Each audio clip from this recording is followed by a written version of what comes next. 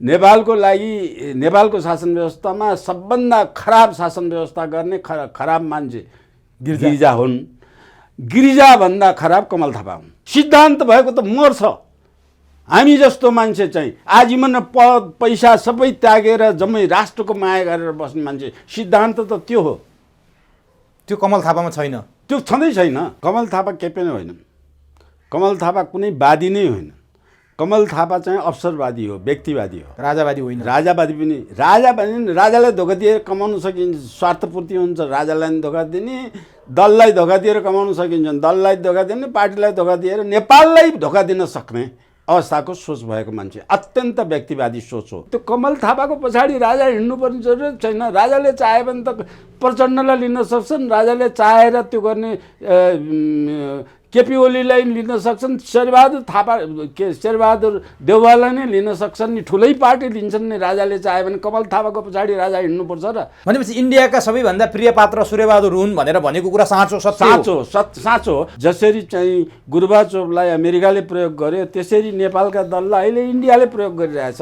इन्डियाले नसकेपछि America MCC के नाउँ लिएर अमेरिका पनि प्रयोग गर्न आइरहेछ। इन्डियासँग डिल गर्ने, इन्डियाको राजनीति पोलिसीहरू सबै राजासँग कम्युनिकेट गर्ने सूर्यबहादुर थापा, चीनसँग डिल गर्ने, चीनको पोलिसी सलिसी ल्याएर हामीले के गर्नुपर्छ भन्ने कृतिनीति। राजाले के पर्या छ, लिनदेन कुन ठुलो हो त्यो समर्थन गरेर त प्रचण्डलाई समर्थन गरेर सत्तामा ल्याएर राज संस्था ल्याउन सक्थ्यो नि त। त्योभन्दा ठुलो त त्यो थियो नि त। कुनै पनि पार्टीकोलाई चाहिँ नेतालाई लिन सक्ने सबै डकुमेन्ट त्यही अध्यक्ष मातृकाको ठाउँमा चाहिँ सूर्यबहादुर थापा राखेर सूर्यबहादुर लगाएर इन्डियाको निर्देशन अनुसार निर्वाचन आयोगमा दर्ता गरिदिए। पार्टीको आफ्नो निर्णय छोडेर उनलाई उपप्रधानमन्त्री दिने अथवा त्यसले पद दिने, पैसा दिने, चाहिएको चिज दिने वातावरण बनिसकेपछि उनलाई चाहिँ इन्डियाको निर्देशनमा उनले त्यो यो संविधानमा सही गरे। यो त प्रचण्डले ल्याइदिएको विदेशीको दलालीबाट क्रिस्चियनले ल्याइदिएको व्यवस्था हो। जनजाति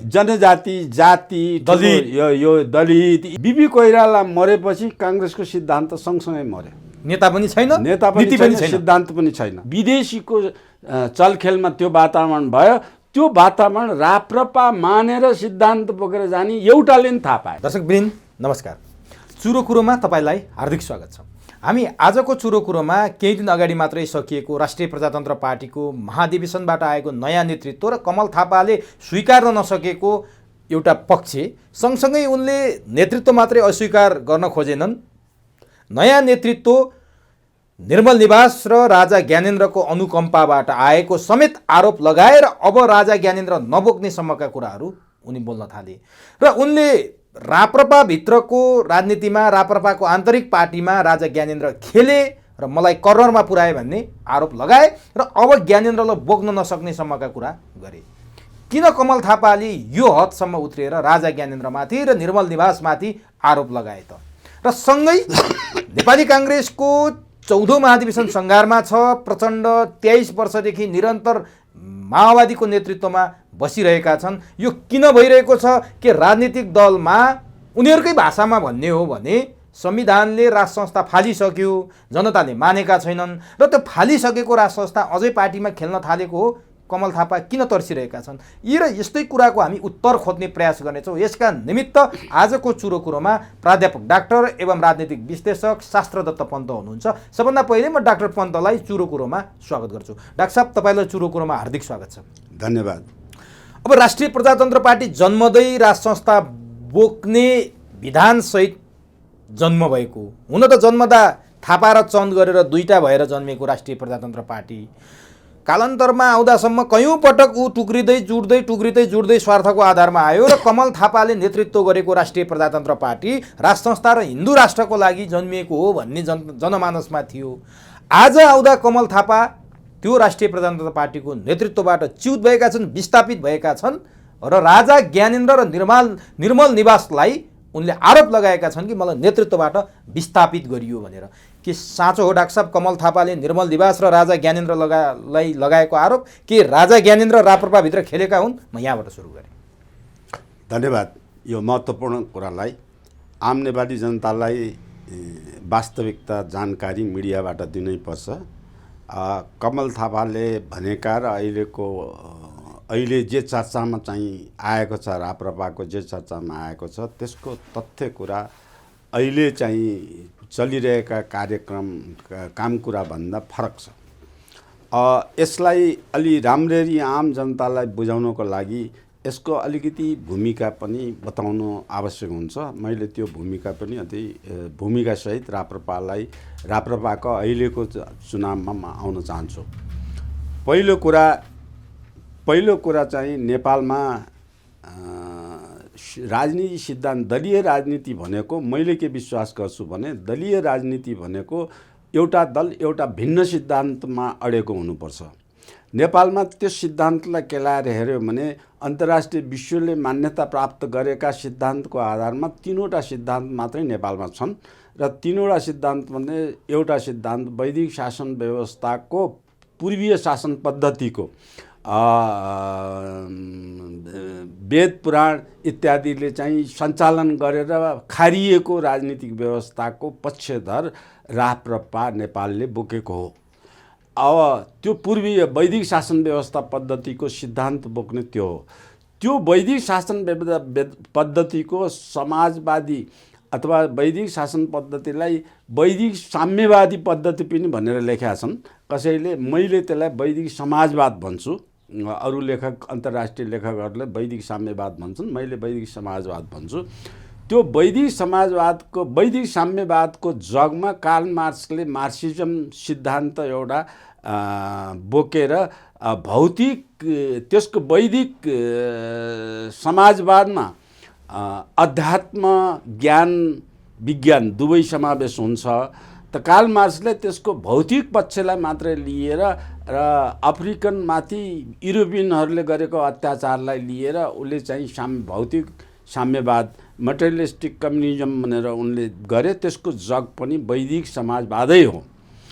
अब त्यो जगमा आधारित नेपालका जति साम्यवाद नाउँ दिएका अथवा कोही एमाले माले अनेक किसिमको मजदुर किसान जे पार्टी दिएका छन् त्यो पार्टीको यी सबै पार्टीको जग दुईटा कुरामा छ। एउटा कार्ल मार्क्सले बनाएको दैट कैपिटल सिद्धान्त हो र अर्को त्यो सिद्धान्तलाई कार्यान्वयन गर्ने लेनिन हुन् र रुसमा गएर त्यो कार्यान्वयन भयो। त्यसको पछाडि लाएर खोलिने त्यो सिद्धान्तमा अथवा सबै कुरा राष्ट्रियकरण गर्ने, राज्यले नै सञ्चालन गर्ने, 100% नागरिकलाई खाने रोजगार सबै राज्यले दिने भन्ने सिद्धान्तमा आधारित भएको प्रोलेटरिएट डिक्टेटरसिपको सिद्धान्तमा आधार भएको साम्यवाद हो। त्यो साम्यवाद पनि लथालिङ्ग छ। किनभने त्यो सिद्धान्त बोक्यो भने एउटा मात्रै दल हुनुपर्छ, एउटाभन्दा बढी दल हुनु हुँदैन। अब 18-20वटा दल छन् साम्यवादका। त्यो सिद्धान्त त्यसले पनि बोकेको छैन। अब तेस्रो हो पश्चिमी मुलुकको नोकर मालिकको सिद्धान्तमा आधारित भौतिक उपभोक्ताबाट सोचबाट ग्रसित भएको, जसलाई पश्चिमाहरूले चाहिँ प्रजातन्त्रवादी भन्छन्। त्यो प्रजातन्त्रको अर्थ बोकेर आएको तेस्रो सिद्धान्त हो नेपाली काङ्ग्रेस भनेर जुन भनेको छ। काङ्ग्रेस पुँजीपति दलभित्र आएर त्यो भित्र 80-100वटा पार्टी त्यो सिद्धान्त मान्ने 80-100वटा पार्टी नेपालमा छन्। यो सबै पार्टी सबै पार्टीले सिद्धान्त किन छोड्यो भने ती सबै पार्टी धेरै किन भए भने व्यक्तिवादी भए। पार्टीमा सबैलाई पद चाहियो छ, सबैलाई पैसा चाहियो। पद र पैसाको लागि राजनीति गर्ने र राजनीतिलाई पेसा मान्ने सिद्धान्त, यो तीनटै सिद्धान्तभित्रका पार्टीहरूमा यो गडबडी आयो, यो गडबडी आयो। यो गडबडी आएको कारणले कुनै पनि नेपालमा भएका दलीय व्यवस्था नै नेपालको लागि अनुपयुक्त हो भन्ने कुरा यिनका चरित्रले साबित गरेका छन्। त्यस्तो साबित मध्ये अब राप्रपा नेपालमा म आउँछु। त्यस्तो मध्ये असफल भएको मध्ये राप्रपा नेपाल अहिले त राप्रपा नै हो। अग्र रूपमा राप्रपा नेपाललाई राप्रपा नै हो भनौँ। अब राप्रपाको इतिहासको कुरा गरौँ। यो चाहिँ 2017 सालमा सुरु भएको नेपालमा दलविहीन पञ्चायत व्यवस्था जुन सुरु भयो, त्यो दलविहीन पञ्चायत व्यवस्थाको सिद्धान्त थ्योराइज गर्ने, त्यो यसलाई सैद्धान्तिकरण गर्न बाँकी छ। तर त्यो सैद्धान्तिकरणका पूर्वाधारहरू तयार छन्। त्यो गर्ने त्यसको जग के थियो भने त्यसको जग थियो वैदिक शासन पद्धतिको आधार र त्यसलाई आधुनिकीकरण गर्नलाई वैदिक साम्यवादका कुरालाई भौतिक साम्यवाद जो चीनले एप्लाई गरेका थिए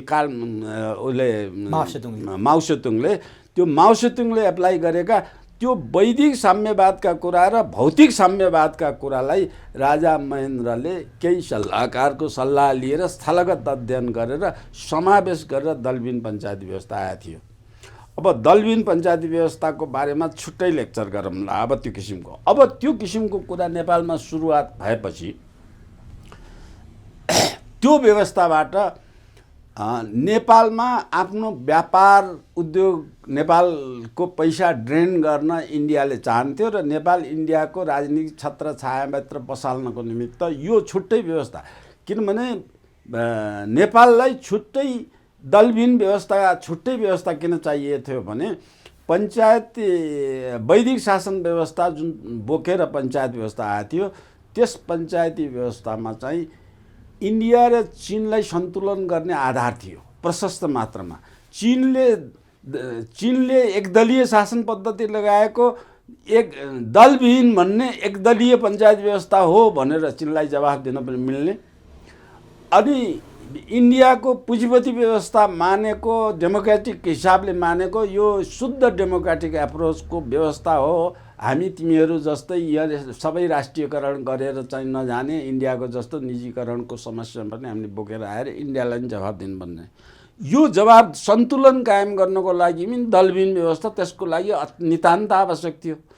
किनभने चीन र दुईतिर हाम्रा ठुला देश चीन र भारत छन्। चीन र भारतको राजनीतिक सिद्धान्त बिल्कुल उल्टो छ, अनि वैयक्तिक सम्बन्ध पनि एक अर्काको शत्रुका रूपमा बसेका छन्। त्यसको बिचमा बसेर सन्तुलन कायम गर्न, दुईटैलाई सन्तुलन कायम गर्न त्यो व्यवस्थाको राजनीतिक पृष्ठभूमिमा पनि भूबनोटको आधारमा आवश्यकता थियो।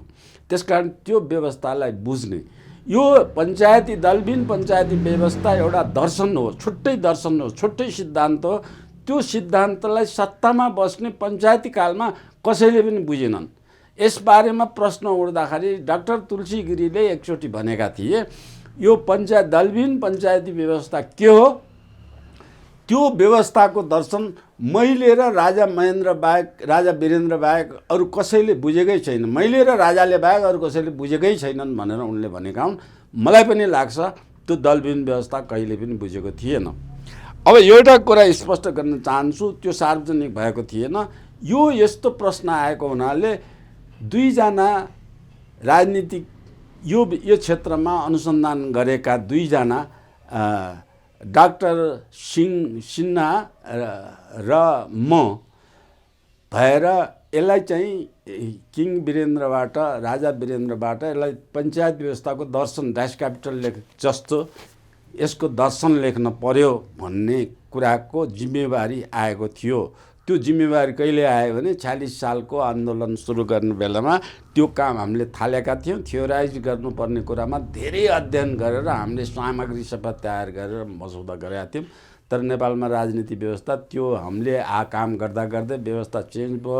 राजासँगको सम्पर्क भेट्ने काम कुरा पनि अलि टाढियो त्यो। तर पनि म त्यो थियोराइज गर्नुपर्ने, म बाँचेर सकेँ भने त्यो थियोराइज गराउन चाहन्छु। यो भिन्न सिद्धान्त हो, त्यस कारण पञ्चायती व्यवस्था त्यो वैदिक शासन कालको व्यवस्था, यसमा थियोराइज गरेर एक ठाउँमा ल्याउनु मात्रै बाँकी छ। सामग्रीका विभिन्न रूपमा त्यसमा प्रकाशित त मैले गरिसकेका छु। अब पञ्चायती व्यवस्थाको दर्शनको पञ्चायती व्यवस्थाको सुरुवात भइसकेपछि पञ्चायती व्यवस्था र राजसंस्था नेपालमा भएसम्म नेपाललाई सिक्किमीकरण, फिजीकरण अथवा भुटानीकरण केही पनि गर्न नसकिने एकातिर भारतको मनस्थिति आएको थियो भने अर्कातिर नेपालको यो व्यवस्था मार्फत नेपालको ग्लोरी गौरव जुन हो त्यो विश्वभरि फैलिएर नेपाल चिन्दै नचिनेका मुलुकले नेपाल एउटा पावरफुल सिद्धान्तमा चल्ने आदर्श मुलुक हो र वैदिक सभ्यता बोकेर गएको भन्ने यसको पपुलारिटी विश्वमा बढ्दै गएको थियो।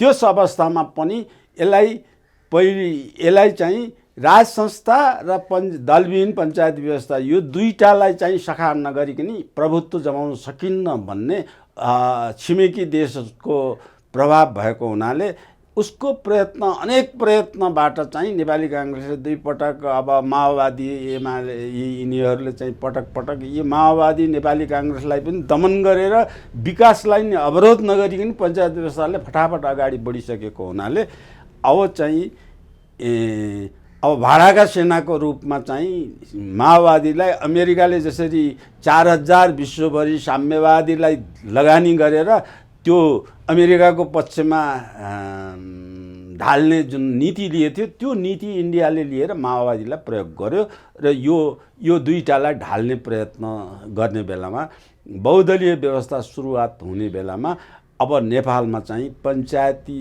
अब राजा सहितको होला अथवा राजाको सिद्धान्त बुझेका मानिसहरूले चाहिँ पञ्चायत व्यवस्थालाई दलीय व्यवस्था जसरी साम्यवादी निर्दलीय एकदलीय व्यवस्थालाई बहुदलमा चाहिँ गुरुबाचोकको सिद्धान्तबाट आयो त्यसरी चाहिँ वैदिक शासन व्यवस्थाको दलविहीन व्यवस्थालाई दलीय व्यवस्थामा कन्भर्सन गर्नलाई पञ्चायती यसको नामाकरण गर्ने लामो खोजपछि अब यसलाई राष्ट्रिय प्रजातन्त्र पार्टी नामाकरण गरेर लामो अनुसन्धानपछि पञ्चायत व्यवस्थाको सिद्धान्तलाई यसले बोकेर आउने अथवा वैदिक शासन पद्धतिलाई यसले बोकेर आउने भन्ने एउटा सिद्धान्त तयार गर्यो। त्यो दर्ता गर्ने त्यसको सिद्धान्त तयार गरेर चाहिँ दर्ता गर्ने बेलामा यसको पछाडि इन्डिया लाग्यो। फेरि यो दल यो सिद्धान्तबाट आयो भने फेरि पावरफुल हुन्छ र यो दलले जितेको जिते एउटै दलले यो चाहिँ शासन चलाएको चलाइ गर्ने वातावरण भयो र त्यहाँ एउटा खेल खेलियो।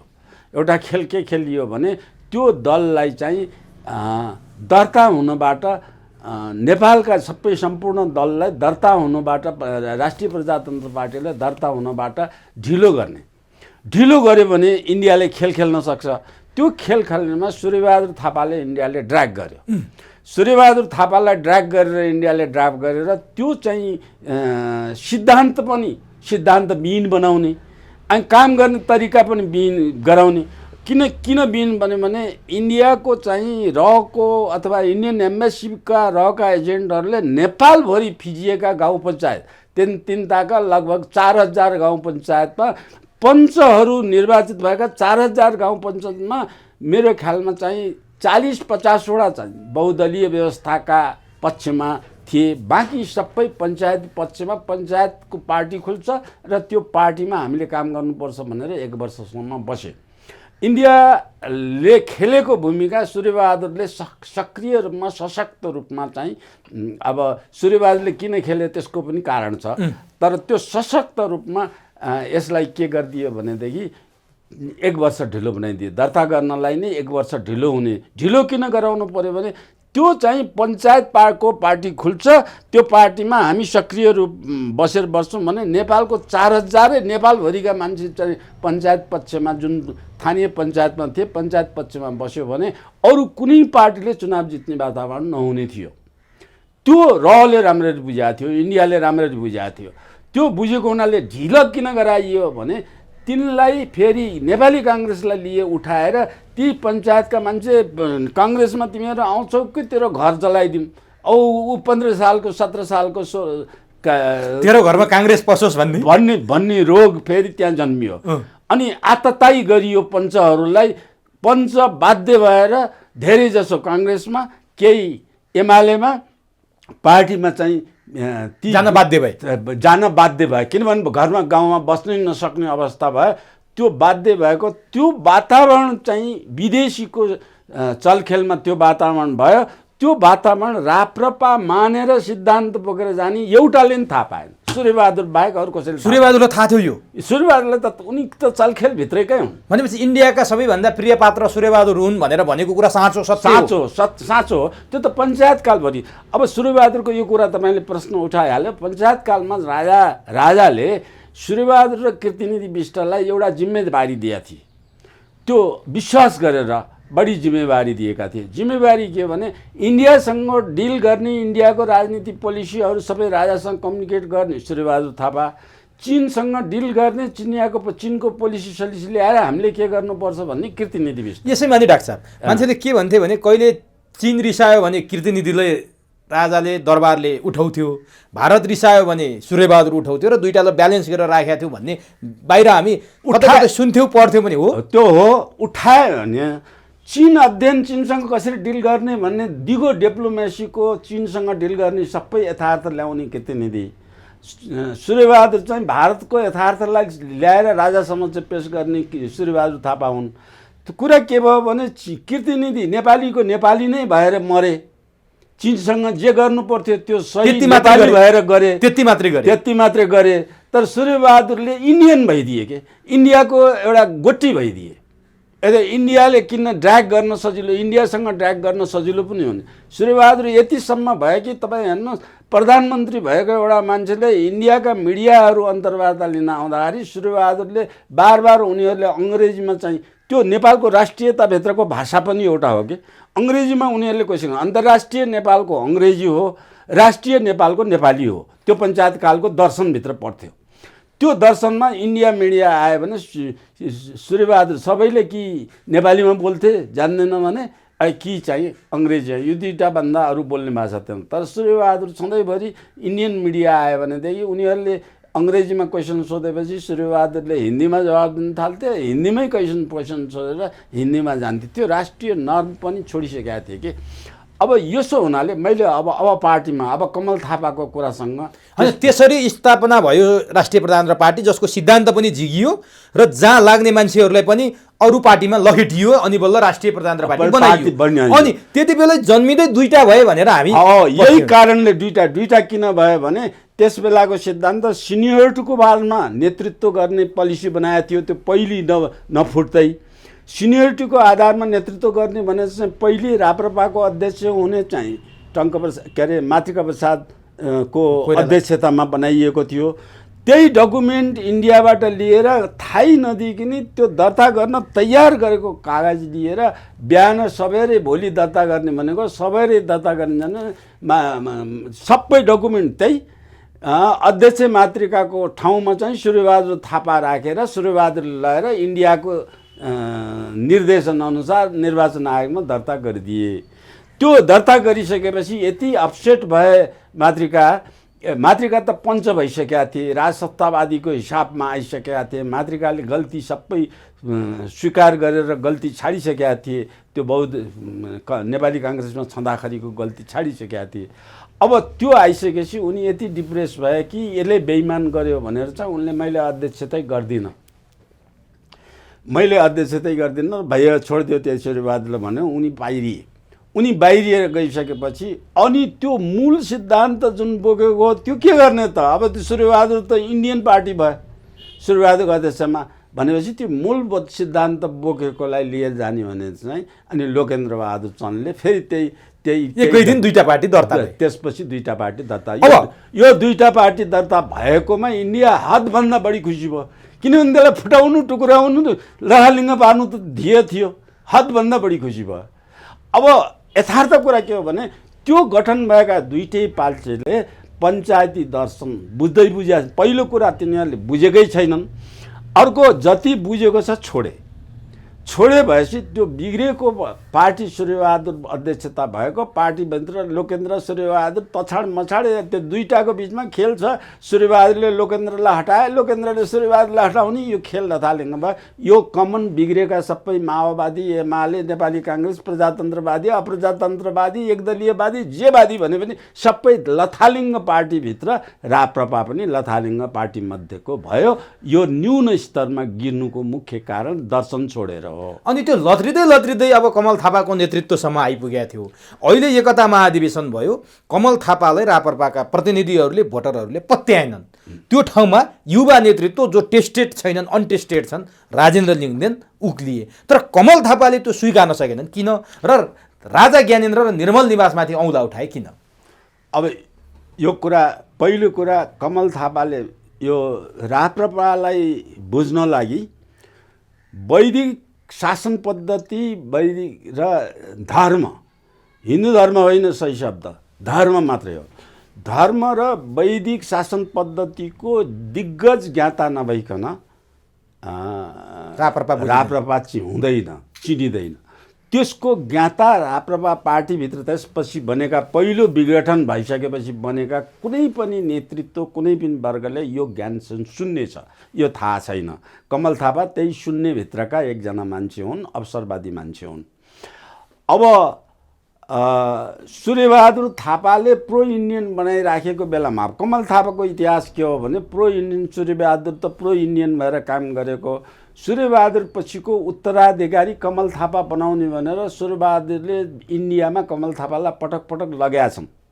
त्यो लगेपछि कमल थापासँग मेरो व्यक्तिगत कुरा भइरहेछ कि यस्तो किसिमको कुरालाई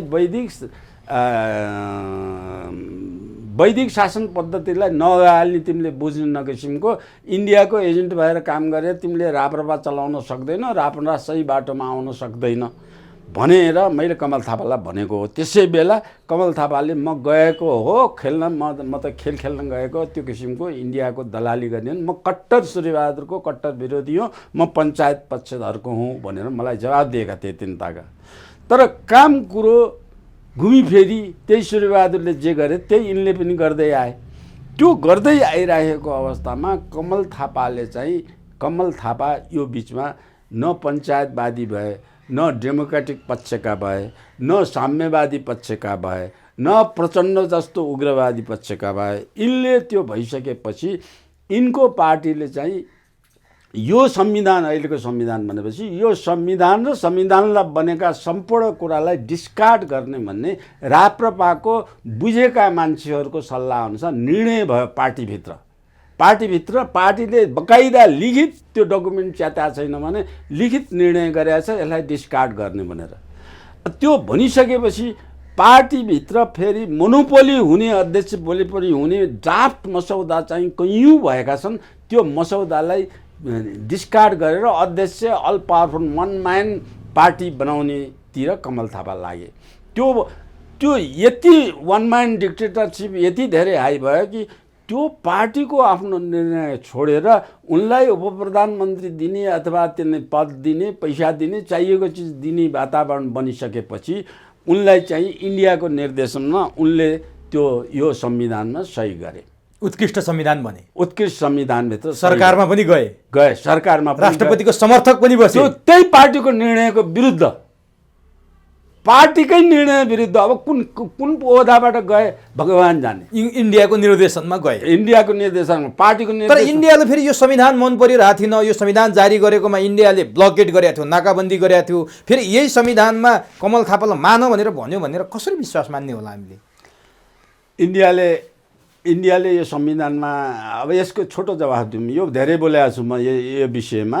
यस छोटो के विषय हुन्छ, रञ्जित रेले यहाँ आएर सिक्किमीकरण ढिलो भयो भन्ने भयो। त्यो चाँडो बनाउनलाई के संविधानमा राख्नु परेको थियो, त्यही कुरालाई रोक भनेको थियो 2-4 वटा। किनभने यो संविधान त हिन्दी र अङ्ग्रेजीमा लेखेका चिटका भरमा बनेको संविधान हो। भने पूर्ण उसले अस्वीकार होइन, केही कुरामा मात्रै अस्वीकार हो। अब इन्डियाको हातमाथि हुने पोइन्ट चाहिएको थियो त्यहाँ। अब त्यो कुरालाई, यस कुरालाई केपी ओलीलाई यो संविधान मानेकोमा म केपी ओलीलाई मान्दिनँ। इन्डियाको कुरा डिस्कार्ड गरेकोमा केपी ओलीलाई धन्यवाद दिन चाहन्छु। भने कमल थापा इन्डियाको निर्देशनमा चलेका थिए, त्यो पार्टीको निर्णय र माइनोर विपरीत थियो। पार्टीको निर्णय र माइनोर विपरीत थियो। कमल थापा इन्डियाको निर्देशनमा चलाएको छैन। कमल थापालाई इन्डियाले पत्याएको छैन, आज पनि पत्याएको छैन, हिजो पनि पत्याएको थिएन। के त्यो इन्डियाले मान्छे तौलन त सक्छ नि, उसको दैनिक चालचलन, रवैया, खवाई उठाई लगाई त्यो किसिमले इन्डियाले यो एजेन्ट सूर्यबहादुरको ठाउँमा यसलाई ल्याउन सकिन्छ भन्ने इन्डियालाई विश्वास थिएन, छैन, अहिले पनि छैन। कमल थापा त्यसपछि बिग्रिए के भने व्यक्तिवादी सोचका कारणले बिग्रिए। उनको तानाशाही प्रवृत्ति, व्यक्तिवादी राजनीति गर्ने, अवसरवादीका निमित्त गए। त्यसलाई राजा पनि चाहिएन, पञ्चायत व्यवस्था पनि चाहिएन उनलाई एक तहमाथिको उपप्रधानमन्त्री पाए भने पुग्यो। अनि त्यसमा चाहिँ क्रिस्चियन मिसनको केही पैसा पाए, केही चाहिँ पैसा प्रचण्डले पनि दियो भने सुनेपछि, केही पैसाको आधारमा। अब त्यो पैसा त बाहिर निक्लेछ। आजकल उनका नेपाली काङ्ग्रेसका अध्यक्षका महल जस्ता महलहरू बनाउँदै गइरहेछन्। यो सबै किसिमको कुराकानी भइरहेछ। त्यसपछि उनको परिवारवाद पनि आए। परिवारवाद, कमल थापा राजावादी कि कमल थापा तपाईँले भने जस्तो उग्रवादी, प्रचण्डको जस्तो उग्रवादी कि कमल थापा चाहिँ नि के वादी हुन् त, गणतन्त्रवादी कि अब उनले भन्दा त यही राज संस्थाको लागि अरूले गणतन्त्रको नारा लाउँदा शिरमा कफन बाँधेर सडकमा मर्न तयार भएर आएको मान्छे आज ज्ञानेन्द्रबाट पुरस्कार पाए भन्छन्। के हुन् कमल थापा? कमल थापा केही पनि होइनन्।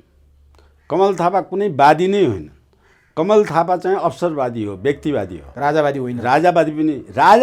राजालाई धोका दिएर कमाउन सकिन्छ, स्वार्थपूर्ति हुन्छ। राजालाई पनि धोका दिने, दललाई धोका दिएर कमाउन सकिन्छ, दललाई धोका दिने, पार्टीलाई धोका दिएर नेपाललाई धोका दिन सक्ने अवस्थाको सोच भएको मान्छे। अत्यन्त व्यक्तिवादी सोच हो। प्रजातान्त्रिक नर्मको एउटा 1% पनि उसलाई थाहा छैन। वैदिक नर्मको 1% पनि उसलाई थाहा छैन। अब त्यस किसिमको नक्कल के गर्छन्? नक्कलको कुरा गर्दाखेरि भनौँ भने त्यहाँ नेपालमा कोशीमा कुम्भ मेला लगाएर ठुलो यज्ञ गरेको बेलामा वैदिक संस्कारको पक्षधर भएर त्यहाँ स्नान गर्न सबै मान्छेमा गएर नदीमा बसेर स्नान गर्दा उसको कानमा जनै पनि थिएन।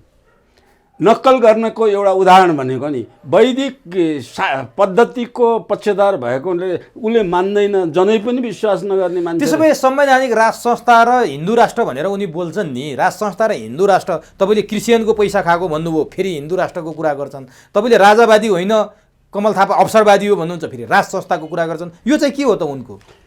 उनले गरेका कुरा सबै जोडेर हेर्नुहोस् न। उनले गरेका कुरा चाहिँ कुरा र उनले बोलेका कुरा र उनले गरेका कामलाई जोडेर हेर्नुहोस् न। भने राज संस्थाको कुरा गरेर भोट आउने भयो राजावादी भने राज संस्थाको कुरा गर्छन्। राज संस्थालाई गाली गरेर भोट आउने भयो भने राज संस्थालाई गाली गर्छन्। जे पनि गरेका छन् नि। मेरो ख्यालमा मिडियाबाट हाइलाइट गरेर माथि उठाउनु पर्ने व्यक्तित्वमा कमल थापा पर्दैन। त्यसो भए किन भन्छन् त कमल थापाले राज संस्था र हिन्दू राष्ट्र भोट पाउनलाई मात्रै हो? केही पनि होइन, अरू केही पनि होइन।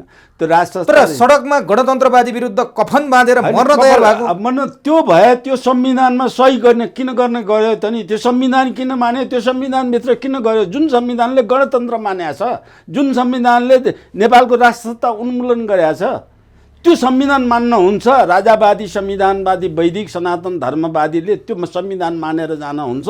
सिद्धान्त भएको त मर्छ।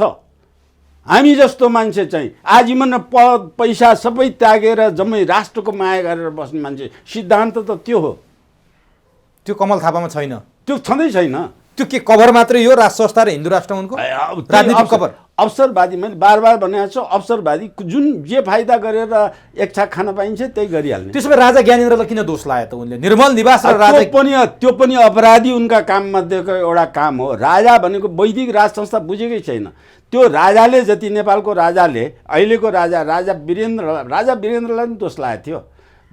आरएसएसले इन्डियाबाट दोष लागेको थियो। क्रिस्चियन स्कुलमा पढेको यो मान्छे हाम्रो धर्म हिन्दू धर्मको लागि हुन्न भने त राजा वीरेन्द्र पछि गएर नेपाली भाषा सिकेर गइसकेपछि वैदिक धर्मका सनातन गुरु, वैदिक शासन व्यवस्थाका गुरु, ऋषि मुनि तपस्वी जस्ता, खप्तड बाबा जस्ता तमाम ऋषि मुनिहरूलाई गुरु मानेर, वैदिक शासन व्यवस्थाका आफ्ना मन्त्र गुरु, धर्म गुरुलाई गुरु मानेर राजा, त्यो जुन दिन हत्या भयो त्यो बेला युवराज र राजा चाहिँ राजगुरुका धर्म दर्शन पढेर आएका थिए, पढिरहेका थिए। उनको जीवन यति शैली चाहिँ धर्म अनुसारको चलेर जानलाई, चरित्र बनाउनलाई उनले राजदरबारको रोयल प्यालेसमा पनि बस्दैन थिए। सानो एउटा कचिङ्गल नेपाली सामान्य मान्छेको घर जस्तो घर बनाएर गाई पालेर गाईलाई घाँस हालेर चाहिँ बस्ने त्यो जीवनशैली नै यस्तो साधारण बनाएर ऋषिमुनिको जस्तो बनाएर बसेका थिए। त्यो राजाको महत्त्वलाई कसले बुझ्ने? भने कमल थापाले राजाको महत्त्व बुझेका थिएनन्। कमल थापाले मार्केटिङ मात्रै गरेका थिए राज संस्था। हो, राज संस्थाले मार्केटिङ गरेका थिए। अहिले राज संस्थाले कमल थापाले राज संस्था भनेको नेपालमा राजा भनेको राज संस्थाले अहिले भएको राजाले पनि, मैले भने यो राजा चाहिँ 50% राजा त अहिले जीवन्त छ। अथवा वैदिक शासन व्यवस्थाको वैदिक धर्मको राजा त यो जीवन छ। उसले के चाहेछ? त्यो राजा भनेको, वैदिक राजा भनेको के हो भने देशभरिका मानिस मात्रै होइन, सबै प्राणीको साझा हुन्छ। भनेपछि कसैको पक्ष लिएर हिँड्ने अवस्था हुँदैन। त्यो राजाले चाहिँ कमल थापा हराउ र कसलाई फलाई जिताउ भनेर भन्ने भए त्यो राजओजले अहिलेसम्म पनि त्यो भनेर चाहिँ अहिले 12-13 वर्ष कतिपय गणतन्त्र राजालाई गद्दी छोडेको, त्यो बेलामा राजा चाहेको भए त राजा पक्षधरको एउटा पार्टी नै गठन हुन्थ्यो नि, राजाको एउटा नियम नै गठन हुन्थ्यो नि। त्यो चाहेको भए राजाले उथलपुथल गर्थ्यो। त्यो कमल थापाको पछाडि राजा हिँड्नुपर्ने जरुरत छैन। राजाले चाह्यो भने त प्रचण्डलाई लिन सक्छन्, राजाले चाहेर त्यो गर्ने केपी ओलीलाई लिन सक्छन्, शेरबहादुर थापा शेरबहादुर देउवालाई नै लिन सक्छन् नि, ठुलै पार्टी लिन्छन् नि। राजाले चाह्यो भने कमल थापाको पछाडि राजा हिँड्नुपर्छ र? तर राजा राजओजमा बसिरहेको छ। राजा भनेको कमल थापा नि बराबरी प्रचण्ड हो। राजा सबको साझा हो, साझा हो। त्यो दर्शन वैदिक राजाको। यो कमल थापाको रोदन छ नि। अब म यहाँ तपाईँलाई के जान्न चाहन्छु भने जस्तो राष्ट्रिय प्रजातन्त्र पार्टीमा नेतृत्व परिवर्तन भयो, उनकै विद्यार्थी नेता भनिएका राजेन्द्र लिङदेन कमल थापालाई हराएर अध्यक्ष भए। कमल थापाले सामाजिक सञ्जालमा रोइलो गरेको गरे, कहिले हिमानीलाई दोष लगाएको छ, कहिले राजालाई, कहिले निर्मल निवासलाई लगातार गरे र उनी त्यो शपथमा पनि सहभागी भएनन्। त्यो जितेकाहरूले प्रमाणपत्र पाउने कार्यक्रममा पनि उनी सहभागी भएनन्। तर हिजो 21 गते उनले एउटा विज्ञप्ति निकाले, म राप्रपाको यो नेतृत्व मान्छु, स्वीकार्छु, राप्रपामा एउटा बहस होला, तर राजा ज्ञानेन्द्रले राजा नहुँदै आज राजा हुनुभन्दा बाहिर हामी ल्याउन खोज्दा त यसरी पार्टीमा हस्तक्षेप गर्छन्, सबैको साझा हुन सक्दैनन्। भोलि राज संस्था फर्केपछि के हाल होला सबैले विचार गरौँ। अरू पार्टीमा पनि राजा ज्ञानेन्द्रले गर्लान्, निर्मल निवासले गर्लान्, त्यसकारण बेलैमा सजग बनौ है भनेर उनले विज्ञप्ति निकाले। के साँच्चीकै राजाले हस्तक्षेप गरे होला नि त? उनको कुरा सुन्दा त प्रमाण छ मसँग पनि। राजा वैदिक राजाले हस्तक्षेप कसैलाई गर्दैन, तर पक्षपात हुने कुरा गर्दै प्रमाण छ भन्छन् कमल थापा। अब कमल थापाले प्रमाण छ भनेको गिरिजाप्रसाद कोइरालाले चाहिँ राजाले माओवादी उकाउने राज संस्था हो, त्यो राजाले नै माओवादीलाई उठाएर नेपाली काङ्ग्रेसलाई पतन गराउन खोजेको हो। त्यसकारण चाहिँ यो निर्मल निवास त्यसबेला के अरे गिरिजाले पनि निर्मल निवासबाट उठाएको भन्थे। अहिले त नेपाली जनताले बुझा होला नि कसले उठाएर रहेछ भन्ने कुरा। अब त्यस्तै गिरिजाको जस्तै बुद्धि। गिरिजा सूर्यबहादुर थापाभन्दा गिरिजा धेरै असल। गिरिजा देशको सबभन्दा वर्स्ट प्रधानमन्त्री हो, तर त्योभन्दा कमल थापाभन्दा सूर्यबहादुर धेरै माथिल्लो हो त्यो राज संस्थाको विषयमा। गिरिजा या सूर्यबहादुर? गिरिजा कि सूर्यबहादुर धेरै माथि कमल थापाभन्दा? गिरिजा नै धेरै माथि भन्ने। गिरिजा नेपालको, मैले भनेको वाक्य फेरि दोहोऱ्याउँछु, नेपालको लागि नेपालको शासन व्यवस्थामा सबभन्दा खराब शासन व्यवस्था गर्ने खराब मान्छे गिरिजा हुन्। गिरिजाभन्दा खराब कमल थापा हुन्। अब यसरी बुझ्नु पर्यो, त्यसरी बुझ्नु पर्यो। अब कमल थापाले न सिद्धान्त, उसलाई गएर सोध्नुहोस् न, तपाईँले यो क्रस क्वेसन गरेर सिद्धान्त गर्नु के हो, उसको धर्म के हो, वैदिक शासन व्यवस्था के हो, यो कसरी सञ्चालन गर्नुपर्छ भन्ने कुरा हेर्नुहोस् न। उसको कामले पो मानिसलाई चिन्ने हो।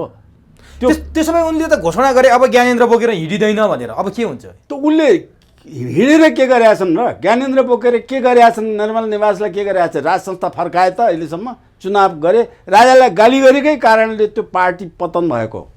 राज संस्थाको जसले राज संस्था हिन्दू राज संस्था मानेको छ, हिन्दू धर्मअनुसार काम गर्छ, राजालाई छुँदैन, दरबारलाई छुँदैन, राज दरबारलाई काम गर्दैन। कामले साबित गरेर जनतालाई हाम्रो धर्म यो हो, हाम्रो दर्शन यो हो, वैदिक शासन व्यवस्था भनेको यो हो, पञ्चायती शासन व्यवस्था भनेको हो, हामी यसको नजिक गएका हाम्रो मूल अवस्था यो हो। बहुदलीय व्यवस्थाभित्र दलविहीनको, जसरी बहुदलीय व्यवस्था बस्दै माओवादीले एमाले बहुदलीय व्यवस्थाभित्र साम्यवादी शासन गर्छौँ भनेर गएछन्, यिनले पनि बहुदलीय व्यवस्थाभित्र वैदिक शासन व्यवस्थाको शासन यसरी गर्छौँ भनेर त्यो पुष्टि गर्ने क्षमता छैन, खुबी छैन, ज्ञान छैन। ज्ञानेन्द्रलाई गाली गरेर रोदन मात्रै हो। त्यो गाली गर्छ भने त्यसले वैदिक शासन व्यवस्था बुझेकै छैन। ज्ञानेन्द्रको नर्म नै बुझाएको छैन, दरबारको किसिमको नर्म नै छैन। दरबारलाई कुनै पार्टी कुनै नेतासँग मतलब छ र? मतलब छैन। मतलब राख्ने हो भने त दरबारले त्यो धेरै किसिमको गर्छन्। दरबारको राज संस्थामा वैदिक राज संस्थाको चरित्र आज पनि दरबारभित्रको निर्मल निवासभित्रको दरबार जुन छ त्यसभित्र त्यो चरित्रदेखि बाहिर गएको छ। अब कमल थापा त आउट भए, उनको क्रियाकलापले तपाईँले भनिहाल्नु, उनी अवसरवादी हुन्, उनले राज संस्था बुझेका छैनन्, भारतको एजेन्ट बन्न खोजे, यी सबै कुरा आइसके। अब राजेन्द्र लिङदेन जो कमल थापाको लिगेसीबाट आएका, विद्यार्थी राजनीतिबाट आएका, उनको प्रश्न छ, उनी जातीयताको विरोध गर्छन् उनी हिन्दू राष्ट्र चाहन्छन्, उनी राष्ट्र संस्थाको कुरा गरिरहेका छन्, एउटा जनजातिको छोरा हुन्। राजेन्द्र लिङ्गदेन कमल थापाको ठाउँमा आइसकेपछि केही तात्विक फरक आउने सम्भावना देख्नु भएको छ? किन मान्छेहरू यसरी राजेन्द्र लिङ्गदेन आउँदा राप्रपाको उनको खेमा मात्रै होइन सारा देशका जनता नै खुसियाली मनाउँदैछन्? कारण के हो यसको? कारण मैले पनि राजेन्द्र लिङ्गदेनलाई बधाई दिएछु। मैले पनि राजेन्द्र लिङ्गदेनलाई भोट देऊ भनेको छु। त्यो राजेन्द्र लिङ्गदेन असल भएर मैले असल प्रमाणित गरेर भनेको होइन। कमल थापा धेरै खराब भएको हुनाले त्यसको रिप्लेसमेन्ट चाहियो, त्यो बसेर त्यो पार्टी चल्दैन भन्ने आधारमा भनेको हो। अब किनभने राजेन्द्र लिङ्गदेनका दुईवटा कुराले मैले क्याल्कुलेसन गरेको हो, मेरो बुद्धिले क्याल्कुलेसन गरेको। एउटा, राजेन्द्र लिङ्गदेन कमल थापा जस्तो टेस्टेड मान्छे होइन, काममा असफल भएको, गलत असल कामले टेस्टेड भएर फेल भएको मान्छे भनेर प्रमाणित भएको छैन। अब त्यो नयाँ माटो घैँटो बनाएको छ, त्यसलाई पोलेर नयाँ रूप दिनुपर्ने मान्छेमा हेरेको छु मैले लिङ्गदेनलाई।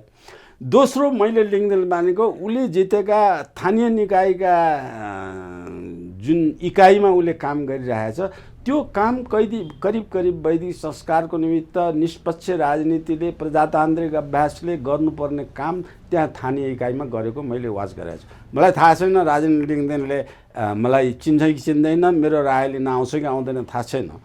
अब त्यो चाहिँ राजेन्द्र लिङ्गदेनलाई यी दुईवटा पोइन्टले मैले त्यो आएकोलाई सकारात्मक गरेको छु। मेरो उद्देश्य यदि मसँग सम्पर्क राख्यो भने म जिउँदो छँदै, किनभने राजेन्द्र लिङ्गदेनभन्दा म धेरै बुढो छु, तर मलाई चाहिँ यो दर्शनको जहाँसम्म लाग्छ मलाई क्लियर थाहा छ। र त्यो दर्शन बोकेर राजेन्द्र लिङ्गदेन वैदिक संस्कारको दर्शन बोकेर गए र जुन चाहिँ पहिलो ड्राफ्ट राप्रपाको पहिलो ड्राफ्ट बनाएर पञ्चायती व्यवस्थालाई कसरी माथि उठाएर लिएर गर्ने, त्यो पञ्चायती व्यवस्थाकै दलको रूपमा बनाउने भनेर जे आदर्श बोकेको थियो, त्यो आदर्श बोकेर अगाडि बढ्न सके भने त्यो पार्टी पावरफुल पनि हुन्छ। त्यो पार्टी मार्फत अनि राज संस्था अथवा वैदिक शासन पद्धति त्यो पुनर्स्थापन हुने अवस्था पनि आउन सक्छ। प्रतिस्पर्धीमा जित्न सक्ने, अग्रणी हुन सक्छ। तर यो सिद्धान्त छोडेर कमल थापा जस्तो अथवा प्रचण्ड जस्तो अथवा माधव नेपाल जस्तो अथवा केपी ओली जस्तो लर्बर सिद्धान्तबिन कहिले यता कहिले उता, अहिले राजनीतिमा त उतार चढाव आउँछ। शेरबहादुरमा आए जस्तो उतार चढाव पनि आउँछ, जेसुकै पनि गर्न मन लाग्छ। त्यो गर्ने बाटोमा निष्पष्ट भएर लर्बर गऱ्यो भने, त्यहाँ लर्बरमा गयो भने फेरि लिङ्गदेन पनि कमल थापा जस्तै पतन हुन सक्छन्। अब लिङ्गदेनको पतनको एउटा बिन्दु के भने लिङ्गदेनले एउटा कुरा जुन भने त्यो चाहिँ मलाई मन परेको छैन। लिङ्गदेनले चुनाव जितेर भएपछि मलाई दरबारको आशीर्वाद छ, बधाई आएको आशीर्वाद छ भनेर लिङ्गदेनले भने, त्यो जसरी कमल थापाले दरबारले मलाई हरायो भनेको छ त्यस्तै जस्तो कुरा हो। त्यो लिङ्गदेनले भन्न नहुने कुराहरू चाहिँ भनेको छ। दरबारको आशीर्वाद छ भनेर त्यो घुर्की लगाएको कुरा मात्रै, अथवा त्यो बाहिर प्रचार गर्न लिएर आएर दरबारको पक्षधरी मात्र भन्छ। राजा दरबार हिन्दू राजाले देशका जनतामा तलमाथि गर्दैन, लाखापाखा गर्दैन। त्यसकारण लिङ्गदेनको समर्थन त्यहाँ छ भनेर राजाले के पर्या छ? लिङ्गदेन कुन ठुलो हो? त्यो समर्थन गरेर त प्रचण्डलाई समर्थन गरेर सत्तामा ल्याएर राज संस्था ल्याउन सक्थ्यो नि त। त्योभन्दा ठुलो त त्यो थियो नि त। कुनै पनि पार्टीकोलाई चाहिँ नेतालाई लिन सक्ने अवस्थाको त्यो क्षमता भएको ठाउँमा त्यो इन्टरनेसनली ग्लोरी भएको त्यो पदको निमित्त वैदिक राज संस्थालाई लिङ्गदेनलाई समर्थन गरेर कमल थापालाई हराउनु पर्ने, राजालाई जोड्नु पर्ने जरुरी छैन। भुसुना हुन् ती दरबारको अगाडि ती सबै भुसुना हुन्। त्यस किसिमले राजा चाहिँ वैदिक संस्कार राज परिवारले आजसम्म भनेपछि कमल थापाको ठाउँमा राजेन्द्र लिङ्गदेन आउँदा तपाईँले भने जस्तो वैदिक सनातन जुन फर्मुला, जुन सूत्र, जुन सिद्धान्त छ त्यो अँगाल्न सके मात्र हिन्दू राष्ट्र र राज संस्था फर्किन सक्छ। होइन भने राजेन्द्र लिङ्गदेनको ठाउँमा जो आए पनि केही हुनेवाला छैन। त्यो फर्काउन पनि राजेन्द्र लिङ्गदेनले मात्रै यो ज्ञान पाएर यो बुझेर यो बाटो हो भनेर पुग्दैन। त्यसले त्यो ज्ञान पार्टीको तालिम केन्द्रबाट ग्रासरुटसम्म पुर्याउनु पर्छ। कमल थापाले गर्न दिला नि त त्यस्तो काम? अब त उनी पनि त 200 मात्रै कम मत ल्याएका मान्छे हुन्, त्यो पार्टीभित्र पदाधिकारी उनकै नै धेरै बहुमत छन्। अब राजेन्द्र लिङ्गदेनलाई त्यो सिद्धान्त बुझाउन सक्यो भने मान्छे हेर्नु, सबैभन्दा ठुलो कुरा मान्छे सिद्धान्तवादी हो। सिद्धान्त ठुलो कुरा हो, व्यक्ति ठुलो होइन। अहिलेको राजनीति व्यक्ति ठुलो भएको छ। फलानु भए हुन्छ फलानु भए हुँदैन भन्ने कुरा। यो राजनीति दर्शनमा व्यक्ति ठुलो होइन, व्यक्तिले के सिद्धान्त बोकेर आएछ र सिद्धान्तमा कति लगाव छ त्यसमा भन्ने कुरा ठुलो हो। प्रजातन्त्र भनेर बोकेर आउने अनि खल्टीका मान्छेलाई चाहिँ राजदूत नियुक्ति गर्ने, खल्टीका मान्छेलाई चम्लाउने, पक्षपात हुने, नातागता गर्ने, त्यो प्रजातन्त्र हो। त्योभन्दा माथि उठ्नु पर्यो राजेन्द्र, एकदमै माथि उठ्नु पर्यो, एकदम ज्ञानी हुनु पर्यो, एकदम असल तालिम केन्द्र बनाउनु पर्यो त्यो पार्टी। तर एउटा कुरा चाहिँ मूल्याङ्कन गर्नै पर्यो, जस्तो उनको पृष्ठभूमि हेर्दा एउटा गरिब परिवारबाट, एउटा जनजाति परिवारबाट।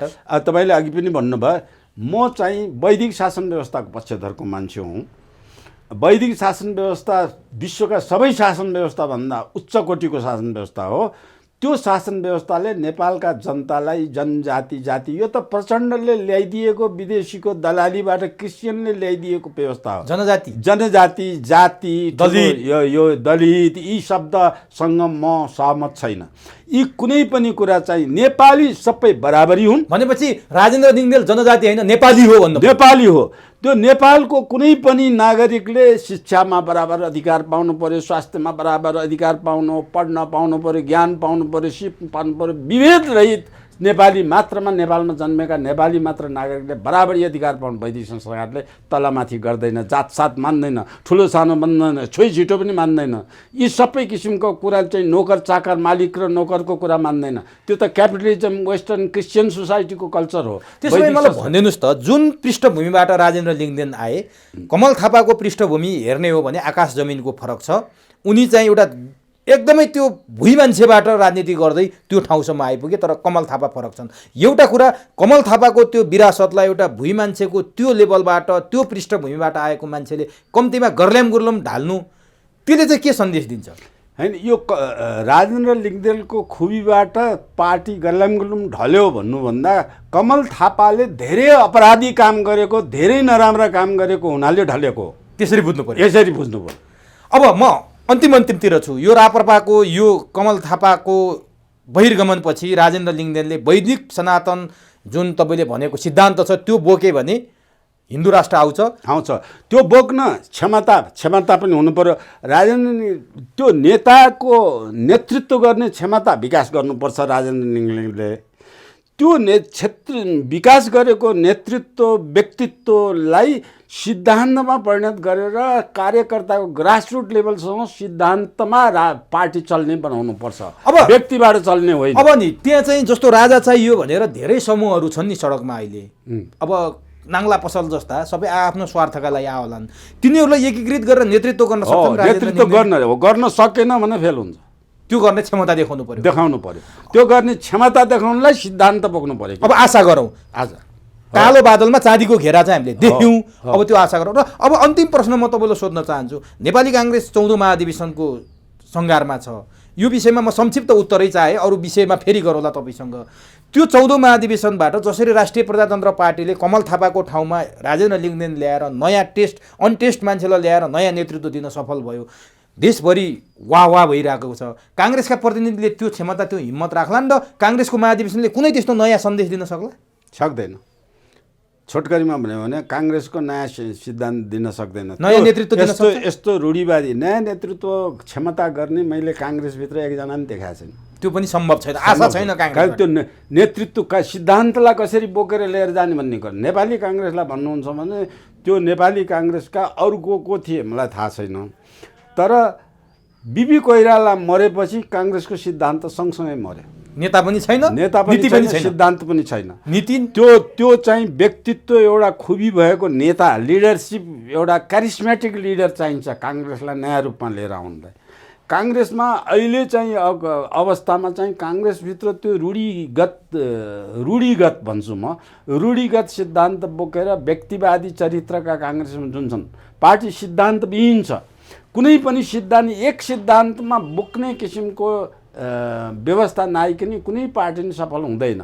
मैले नेपालमा साम्यवादी व्यवस्था सफल हुनु, म साम्यवादीको समर्थक हुँ, किनभने वैदिक आधारको साम्यवाद बोकेको र भौतिक साम्यवाद पनि आयो भने हुन्छ भने लेनिनले गरे जस्तो शासन गरे। नेपालमा एकदलीय व्यवस्था, जब बहुदलीय व्यवस्थामा प्रवेश गर्ने बित्तिकै साम्यवाद त्यहीँ सकिहाल्यो। भनेपछि आशा गर्नु बेकार छ, काङ्ग्रेसको आशा गर्नु बेकार छ, कम्युनिस्टको आशा गर्नु बेकार छ। अब प्रचण्ड 23 वर्षदेखि 23-24 वर्षदेखि 46 सालमा परिवर्तन 46 सालकै आसपासमा मोहन वैद्यले प्रचण्डलाई नेतृत्व सुम्पिया रहेछन्। मोहन वैद्य अहिले अर्कै पार्टीमा छन्, निरन्तर प्रचण्ड नेतृत्वमा छन्। अर्को नेतृत्व नजन्मिया हो कि प्रचण्ड तानाशाही भएर निरङ्कुश भएर आफै लिएर आउन् कि किन प्रचण्डले चाहिँ अर्को नेतृत्वलाई त्यो हस्तान्तरण नगरे होलान् 23-24 वर्षदेखि? के भन्नुहुन्छ यो विषयमा?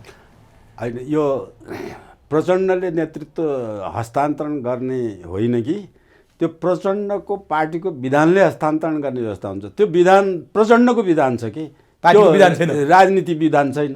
अनि त्यो एउटा व्यक्तिको विधान भएपछि त्यस्तै हुन्छ, त्यहीँदेखि बिग्रिन्छ के। यस्तै कुराहरू विधान चाहियो क्या त्यसको लागि, विधि विधान छैन, विधि विधानै छैन। त्यो एउटा व्यक्तिले जे चाहे त्यही हुने। त्यो केपी ओलीले अहिलेको अधिवेशनमा भर्खरै निक्लेको अधिवेशनमा आउनु पनि त विधानकै कमजोरी हो नि, त्यसमा पनि विधानकै कमजोरी हो। अब यो आम नेपाली जनताले भने कम्युनिस्ट भन्नेले शिक्षा स्वास्थ्य निःशुल्क गर्छ, अनि शिक्षा स्वास्थ्य निःशुल्क गरेपछि राष्ट्रिय सम्पत्ति सबै राष्ट्रियकरण गर्छ, जबै उद्योग धन्दा पार्टीले चलाउँछ, राष्ट्रले चलाउँछ, अनि रोजगार 100%लाई दिन्छ भन्ने लेनिनको सिद्धान्त होइन र। त्यो रुसमा अमेरिकाले चाहिँ आफू जस्तो बनाउनलाई रुसलाई असफल बनाइदियो, त्यही कम्युनिस्टको प्रयोग गरेर। जसरी चाहिँ गुर्बाचोभलाई अमेरिकाले प्रयोग गर्यो, त्यसरी नेपालका दललाई अहिले इन्डियाले प्रयोग गरिरहेछ। इन्डियाले नसकेपछि अमेरिका एमसिसी के नाउँ लिएर अमेरिका पनि प्रयोग गर्न आइरहेछ। नेपाल त भू राजनीतिक दृष्टिकोणले अत्यन्त महत्त्वपूर्ण भूमि हो। त्यसकारण पश्चिमको इसाई समूहको लागि पनि महत्त्वपूर्ण, इन्डियाको लागि पनि महत्त्वपूर्ण, पश्चिमी मुलुकका अमेरिका लगायतका देशको लागि महत्त्वपूर्ण भूमिका हो। त्यो भूमिकाको महत्त्व बुझेर नेपालको वैदिक शासन व्यवस्थाबाट अगाडि बढाउने हो भने यो देशले विश्वमा नेतृत्व दिन सक्ने खोपी राख्छ। होइन भने यो पार्टी गल्याङमल्याङबाट देशलाई विलय गराएर जाने, देशलाई या त एमसिसीबाट अमेरिकन सेनाहरू यहाँ आएर पुरा चाहिँ लथालिङ्ग बनायो भने वर्ल्ड वारको सुरुवातै यहीँबाट हुनसक्ने अवस्था आउनु। हस्, समय दिनुभयो, अत्यन्तै महत्त्वपूर्ण, अत्यन्तै गहिराइसम्म पुगेर गम्भीर कुराहरू जानकारी गराइदिनु भयो, आम दर्शकलाई सुसूचित पारिदिनु भयो। यसका लागि तपाईँलाई हार्दिक धन्यवाद। धन्यवाद यहाँलाई।